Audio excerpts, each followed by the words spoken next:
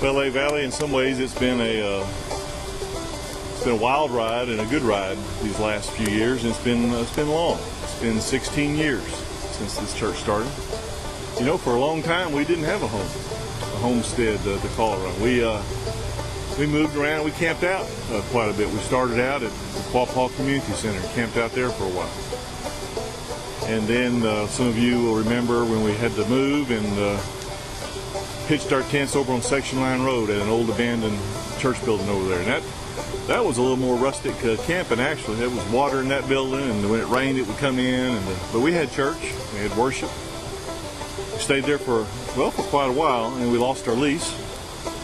And we had to pick up and move, and we camped out at Lakeside Middle School for a while. Those folks were great out there, and that was a good place for us to be. But about 9 years ago, it seemed that God was moving on our hearts that it was time to put down roots. It was time to build a home. It was time to find some land and to put down a home for Lake Valley Community Church. Well, we were a little less than half the size we are now. And as we prayed about it, and as the church talked about it, we tackled a project that cost about $1,200,000. That church of around 300 or a little less or a little more raised nearly half of that in cash. And because we were able to raise over $500,000 in cash, we were able to keep that note at the bank low, keep that monthly payment as low as we could. That let us spend money on ministry. And it let us spend money on ministers, people to equip the church and to lead the church. And we were grateful to God then, and we're grateful to God now for the home that He gave us. That's been about 9 years since we moved into our home on Shady Grove Road.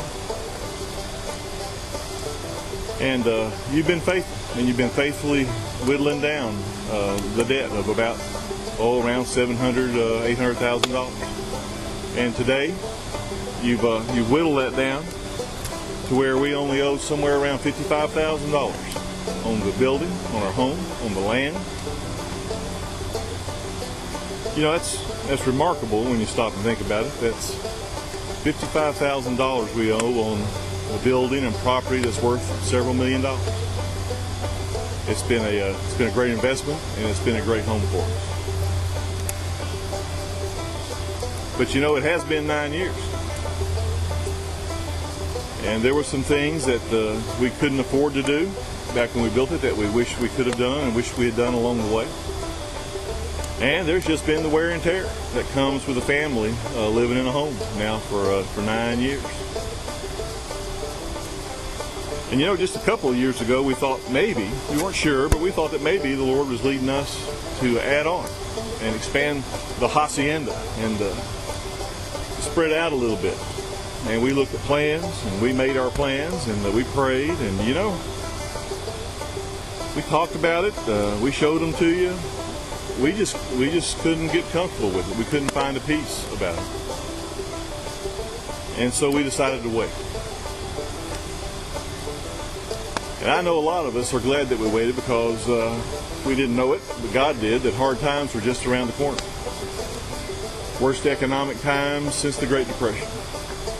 A lot of our families have been hurt. And now looking back, we can see that God protected us. And we're grateful, and we're glad that we didn't strap on several $1 million of debt right in the middle of the worst economic time in 50, 60, 70 years. But be that as it may, we haven't added on, but we've been praying about it again, thinking about the things that need to be updated and fixed and changed, and thinking about the fact that we just owe so little money now. And something happened that I just love, and that the elders just love. You know, the best ideas don't always come from the suits that are sitting around in an office, from people like me, or from the preachers that are sitting around. A lot of times the best ideas come from you. It comes from God's people when they're listening to God and they hear Him nudging, they hear Him urging and speaking to them. And there's been something come up from the grassroots that we're real excited about, and we're real grateful for. Here just a few months ago, one of our home groups took a look at that. At the time, I guess it was around $60,000 or $65,000 that we owed, and they thought, that's just not that much for what we have. And they felt led to raise some money toward the building debt themselves, and that home group came up with around, I think the number's around $5,000. And beyond that, they came to us and to the elders and to some of the pastors and said, if we can do this, why can't some other folks in the church do it? Why can't some other home groups tackle this? Why couldn't we just get serious here, 9 years into it, and let's just get rid of this debt? Let's eliminate this $55,000 that we owe on a ranchero that's worth several $1 million. Lake Valley, we just love it, and I love it, and it does my heart good that you've taken the initiative on this, that some of you have seen the need, that you've taken the bull by the horns, and you've taken responsibility, and you caught the vision. It's great to see that, and just imagine what could happen as we all get a hold of this.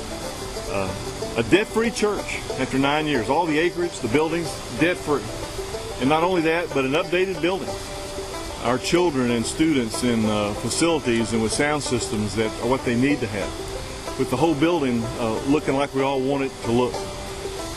With all the improvements that we need on the outside of the building done and all paid for. In these kind of times, it reminds me of, the old cowboy and Indian movies when the backs were against the wall and the cavalry came over the hill. Or maybe even better, it's like those hero cowboy movies where the lone cowboy rides into town against all odds to save the day. The theme music swells and he rides fearlessly into town. That's really what some of you are like, Lake Valley. Heroes.